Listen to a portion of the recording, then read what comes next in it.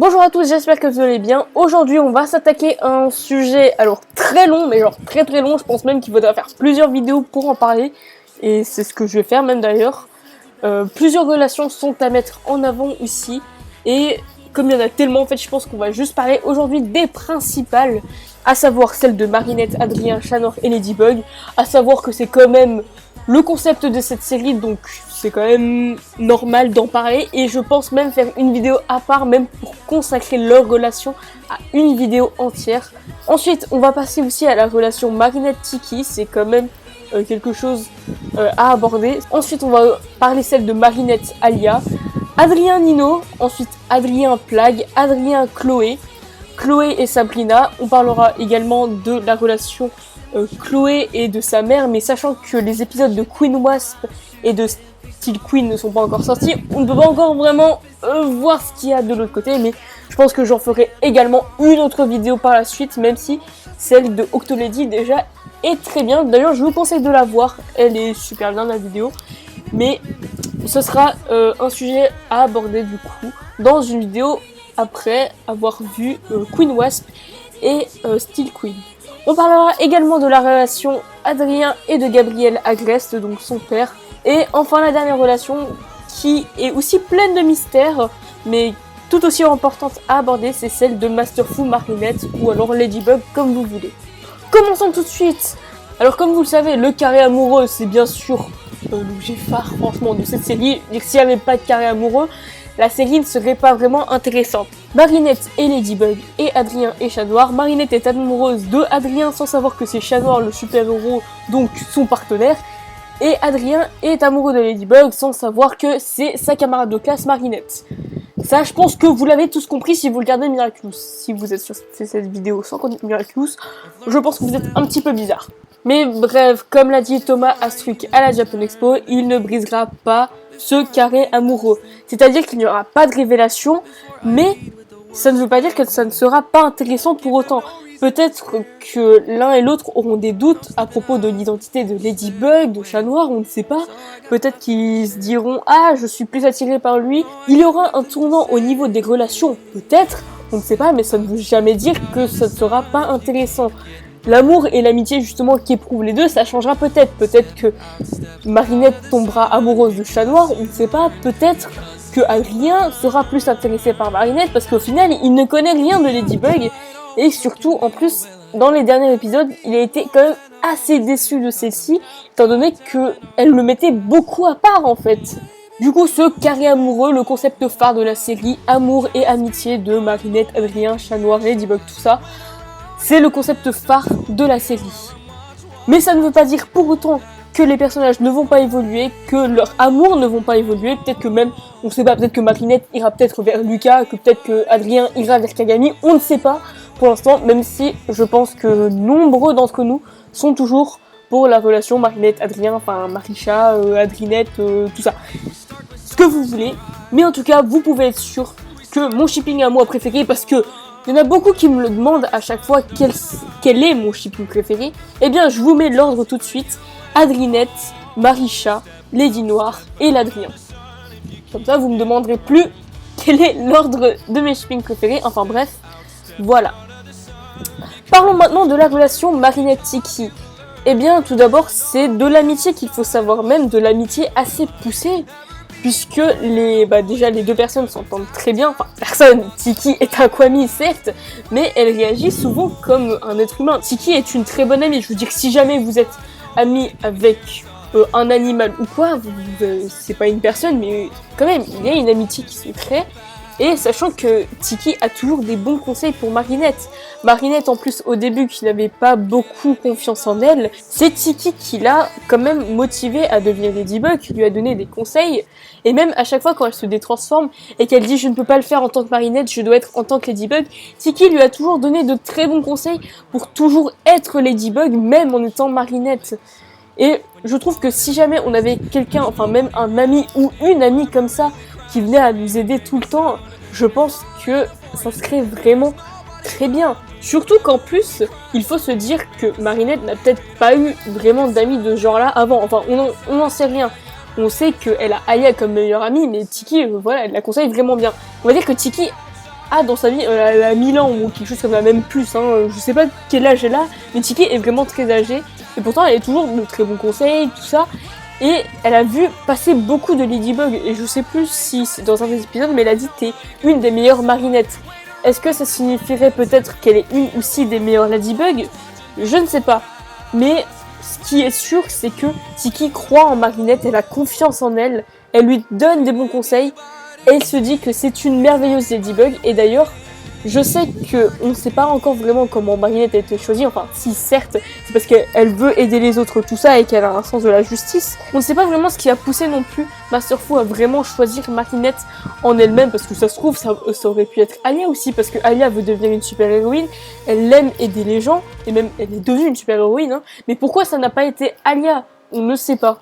Mais voilà, on se dit que Marinette sera toujours une des meilleures personnes à être Ladybug, même si j'avoue que parce que c'est mon personnage préféré, c'est pour ça moi je pense que c'est une des meilleures Ladybug qui pourrait être là. Il y en a qui n'aiment pas Marinette, après c'est votre choix, je ne dis pas que Marinette est forcément la meilleure personne au monde, au contraire elle a elle-même ses défauts, il n'y a pas de raison de autant détester Marinette. Passons maintenant à la relation Marinette-Alia. C'est également très intéressant parce que Marinette qualifie de Alia comme sa meilleure amie, ce que je ne... bien sûr, ce qui est très bien, hein. Alia est vraiment une très bonne amie, mais ensuite, est-ce qu'elle a déjà eu d'autres meilleures amies peut-être avant? On ne sait pas s'ils ont existé avant, mais en tout cas, on peut se dire que la relation entre Marinette et Alia est très forte. Bien entendu, c'est sa meilleure amie, il n'y a aucun doute là-dessus. En plus, Alia qui encourage toujours Marinette à toujours aller de l'avant, qui la pousse tout le temps à aller vers Adrien, à toujours se dépasser, je veux dire. Franchement, Alia est une très bonne amie, et je pense que Marinette a très bien fait de donner à Alia le Miraculous du renard, même si en fait on sait que c'est parce que ses sœurs étaient concernées et que c'était aussi une de ses meilleures amies, elle pouvait savoir comment se comporter. Donc c'est pour ça qu'en fait je me pose la question par exemple avec comment Chloé va avoir son Miraculous, même si apparemment elle l'aurait trouvé par hasard ou quelque chose comme ça. C'est pour ça que je me demande pourquoi ça aurait poussé Marinette en fait à donner le Miraculous à Chloé, sachant que c'est juste parce que sa mère franchement a été acclimatisée, mais j'ai vu quelques spoilers, mais sa mère est odieuse, hein, elle est encore pire que Chloé, c'est pas possible. Je pense que je plains concrètement en fait André Bourgeois, donc le père de Chloé, et je pense qu'il est quand même pas mal soumis, le pauvre. Hein. Mais je pense que Marinette n'aurait peut-être pas dû faire avec Alia. Bon, ok, elle lui a donné le Miraculous parce que c'était parce que ses sœurs étaient en danger.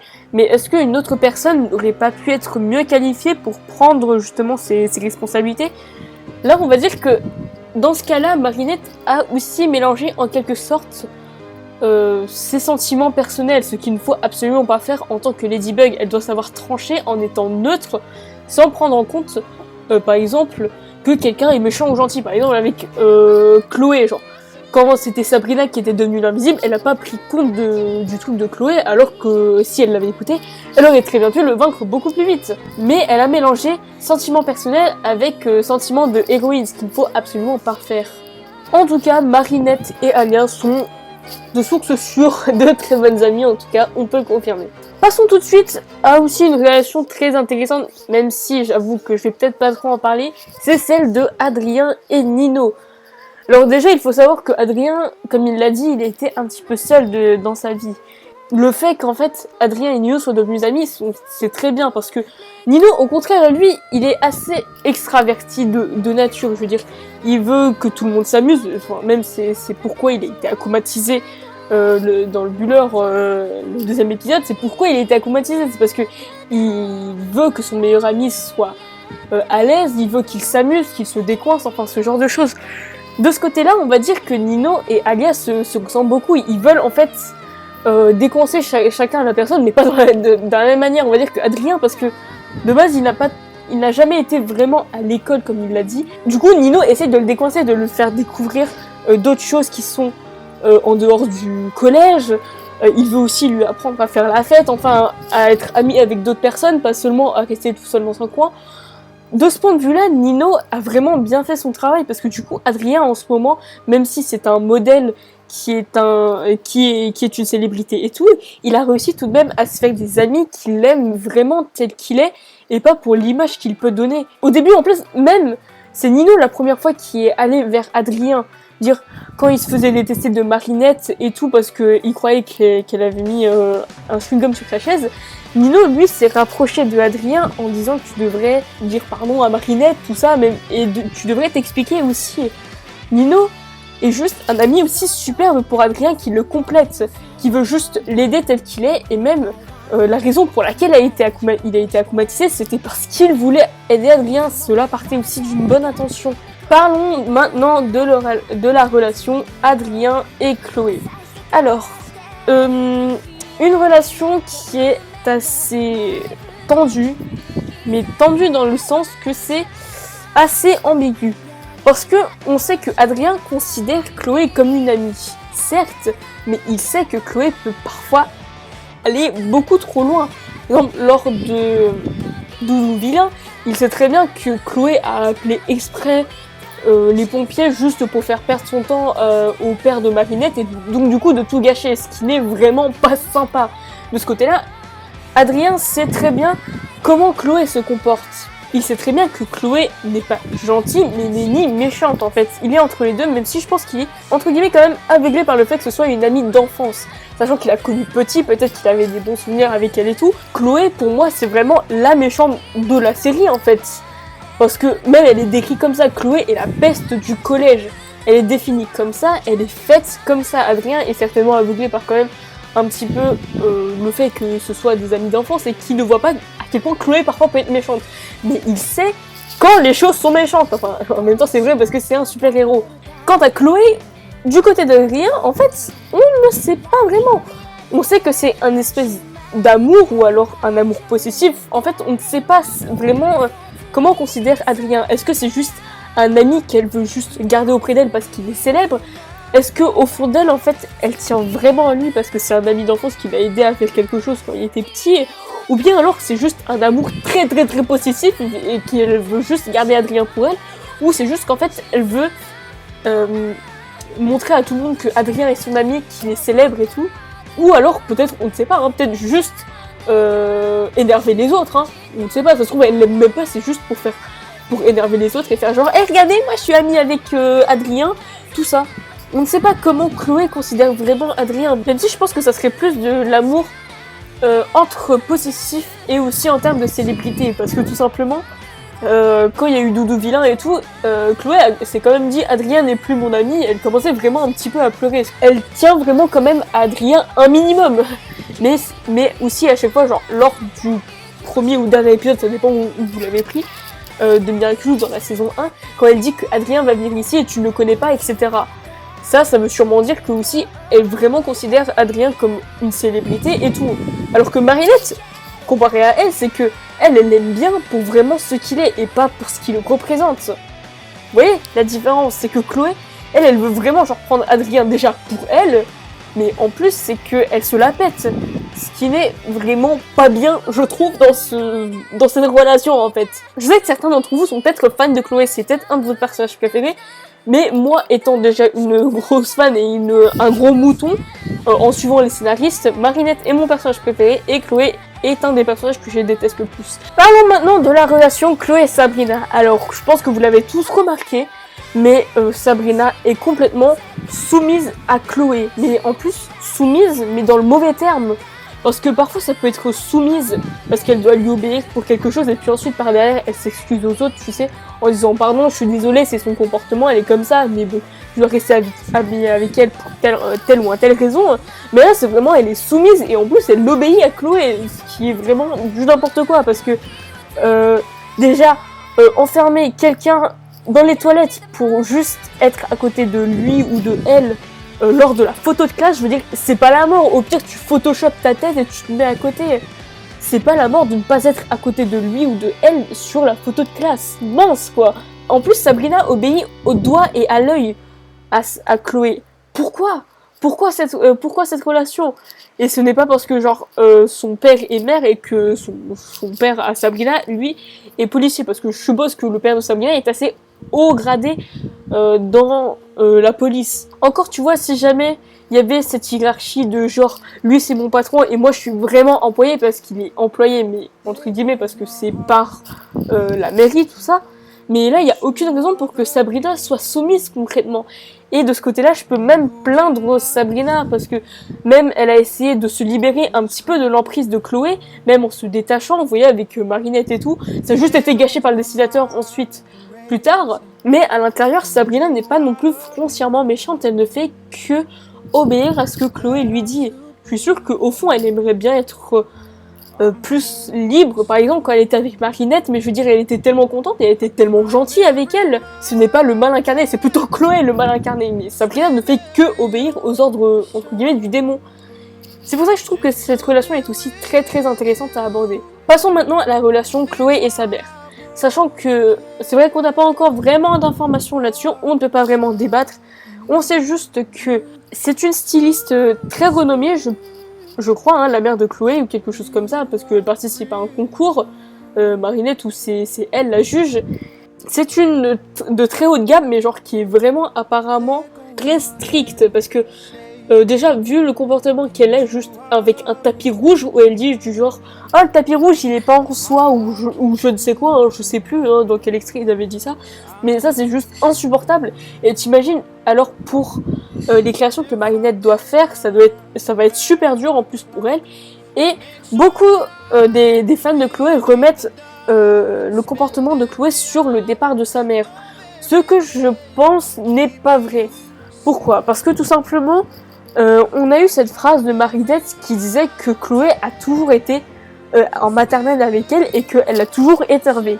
Je pense que la mère de Chloé n'est pas quand même partie aussitôt, n'est pas partie en maternelle. Ok, Chloé était peut-être petite, mais elle ne devait pas non plus être super petite parce qu'elle se rappelle qu'on l'avait vu dans Doudou Vilain quand voilà la mère de Chloé elle est partie. Elle devait pas être non plus super petite. Ce qui signifie que son comportement n'est pas seulement lié en fait au départ de sa mère, mais c'est même, je pense, à sa mère en elle-même, parce que vu comment sa mère est maniaque, surtout, je pense que son comportement vient en partie de sa mère. Donc, la relation Chloé et sa mère, on ne peut pas non plus en dire vraiment, même si on ne peut pas tout reprocher du comportement de Chloé sur le dos de sa mère, comme l'a dit Octolady. Hein. Parlons de la relation, je pense, la plus compliquée qu'on a eue jusqu'à maintenant, c'est celle de Adrien ainsi que de son père, Gabriel Agreste. Je pense que avant, Gabriel Agreste n'était pas du tout comme ça avec Adrien, puisque déjà Adrien c'est son premier Noël sans sa mère, c'est assez difficile pour lui, et en plus, dans le web-série, il me semble, où Adrien parle de sa vie, de sa double vie, ou je ne sais quoi, il dit « Depuis que maman a disparu, il n'est plus le même ». Ce qui signifie qu'avant, il n'était pas aussi froid et distant avec lui. C'est-à-dire que ça se trouve, avant, ils étaient heureux, ils formaient une vraie famille. On ne sait pas, en fait, ce qui peut se passer. Et en même temps, qu'est-il arrivé à la mère d'Adrien ? Ça, on ne sait toujours pas. Hein. On ne sait pas si elle est morte, si elle a vraiment disparu ou quoi. Mais personnellement, je pense qu'elle a vraiment disparu parce que franchement, le fait qu'elle soit morte, est-ce que ça serait pas un petit peu dur pour les petits ? Je ne sais pas. Je ne sais vraiment pas. Et je pense que c'est une, en fait, des pires relations qu'on pourrait avoir avec les gens, parce que cette relation qu'on peut avoir froide avec son père, je veux dire que c'est quelqu'un de sa famille dont il a la même chair, le même sang, et voir qu'en fait il est aussi froid avec toi et qu'il ne veut pas de toi, c'est juste insupportable, je pense, pour Adrien en plus. Le pire, c'est que Gabriel Agreste ne sait pas vraiment comment s'y prendre non plus, parce que depuis la disparition du coup de sa mère à Adrien, Gabriel ne sait pas non plus comment s'y prendre. Il essaye de tout de même protéger son fils, mais en même temps ça reste une relation très froide, très distante, et je veux dire, il devrait savoir que ça doit pas faire plaisir à un enfant. Essaye d'être au moins avec lui, d'essayer de le réconforter, faire des choses avec lui, je sais pas moi, va jouer à la balle avec lui, au foot, n'importe quoi, et fais quelque chose avec lui, parce que concrètement, voilà, c'est vraiment une relation froide. Mais ça s'est amélioré un petit peu dans la saison 2, parce que comme on l'a vu dans le Capitaine Hard Rock, quand Adrien ne pouvait pas rejoindre ses amis, Adrien lui avait dit « Est-ce que vous pouvez jouer avec moi, père, s'il vous plaît ?» Ce qui déjà sentait qu'il y avait un peu plus de connexion entre eux, mais également sur l'épisode Godzilla, quand ils regardent le film ensemble avec la mère d'Adrien à l'intérieur. Ça prouve que déjà, en fait, il y a un espèce de rapprochement entre cette relation père-fils que je trouve qui va se développer du coup au fur et à mesure de la série et qui sera super intéressante à analyser, voilà, dans le temps. Et je pense que j'en attends aussi également beaucoup de cette relation, même si je pense que ça ne risque pas de s'améliorer tout de suite. Passons maintenant à la toute dernière relation que je vais aborder, celle de Master Fu et de Marinette. Alors déjà, on sait que Master Fu et Marinette se sont rencontrés grâce au grimoire que Marinette est allée voler chez Adrien, qu'il lui a rendu d'ailleurs par la suite. Et c'est ainsi qu'ils se sont rencontrés. Mais imaginons, si jamais c'était Adrien qui avait trouvé du coup ce truc de super-héros, enfin ce lit de super-héros, et que Master Fu l'avait découvert, est-ce que ça serait avec lui qu'ils se seraient plus rapprochés en ce moment ou pas? C'est une question que je me pose, parce que tout simplement, Marinette et Master Fu sont assez proches dans le sens où forcément ce sont des espèces d'amis et il y a aussi une supériorité qui s'impose puisque c'est Master Fu qui veut dire maître. Et du coup, Master Fu dit tout à Marinette en tant que Ladybug, mais Master Fu ne dit pas grand chose à Adrien en tant que Chat Noir. Sûrement parce qu'il l'avait jamais vraiment rencontré avant, même s'il l'avait déjà vu parce qu'il l'avait relevé avec sa canne. Ce que je ne comprends pas, c'est pourquoi Master Fu ne veut tout simplement rien dire à Chat Noir pour le moment. Alors peut-être que vous me direz parce que le pouvoir de la coccinelle est légèrement plus important que celui de Chat Noir. Alors peut-être que c'est une raison, mais je vois pas pourquoi, parce que du coup dans la jeunesse qu'on avait eue à la fin de la saison 1, il disait les Miraculous les plus forts sont ceux de la coccinelle et du Chat Noir. Si ces deux-là sont aussi puissants l'un que l'autre, pourquoi ne devraient-ils pas tous les deux être autant informés l'un que l'autre? De plus, c'est que Chat Noir a l'impression que Ladybug lui ment, qu'il lui cache des choses, ce qui lui fait sans doute très mal. Pourquoi Master Fu ne lui dit-il rien? Alors, il y a cette espèce d'histoire, on ne met jamais l'eau chaude dans les nouilles avant qu'elles soient chaudes, enfin, je sais plus ce que c'est cette expression, mais pour moi, ce n'est pas une raison valable. Tout simplement parce que si jamais ça avait été l'inverse, si c'était Adrien qui avait apporté le grimoire, est-ce que ça se serait passé autrement? Est-ce que ça serait Adrien qui serait plus... est-ce que ça serait Adrien qui aurait plus eu de contact avec Master Fu et Marinette qui ne saurait rien? Est-ce que ça lui aurait forcément plu ou pas? Telle est la question qui se pose en fait. Je pense que Master Fu de ce côté-là fait une grosse erreur de ne pas vraiment informer non plus Chat Noir de tout ce qui se passe du côté de Marinette. Et espérons qu'en fait Master Fu donne une vraie responsabilité à Chat Noir, parce que tout simplement en ce moment c'est vraiment Ladybug qui a toutes les rênes et qui fait tout, c'est même elle qui désacrobatise les gens et tout, ce que je vois pas pourquoi, bon voilà. Et du coup c'est quelque chose je pense qui devrait être un petit peu réglé, parce que le pauvre Chat Noir du coup est mis dans l'ombre alors qu'il ne devrait pas. Il fait équipe avec Ladybug, comme ils le disent, ce sont deux coéquipiers, ils ne doivent pas avoir des secrets l'un pour l'autre. Et c'est vraiment difficile, je pense, pour Chat Noir de toujours rester dans l'ombre et d'être celui qui est secondaire. Voilà, normalement, c'était le tout de toutes les relations un petit peu qu'on pouvait avoir, même si j'avoue qu'il y avait aussi la relation Marinette et Chloé que je pouvais aborder, mais bon, ça, je pense que j'en ferai même carrément aussi une autre vidéo avec celle de Marinette, Adrien, Chat Noir et tout. Je pense que ça serait une grande vidéo dont je parlerai aussi plus tard, et je pense que la vidéo doit être déjà bien assez longue comme ça. Et en tout cas, je pense que vous pouvez aussi mettre dans les commentaires votre avis, ce que vous en pensez. J'adore que vous mettiez des pavés parce que du coup, ça me permet de voir un petit peu mieux vos avis, de débattre avec vous. Ça me fait tellement plaisir de le voir. J'espère que cette vidéo vous aura plu. Et en tout cas, je vous dis à la prochaine. Salut!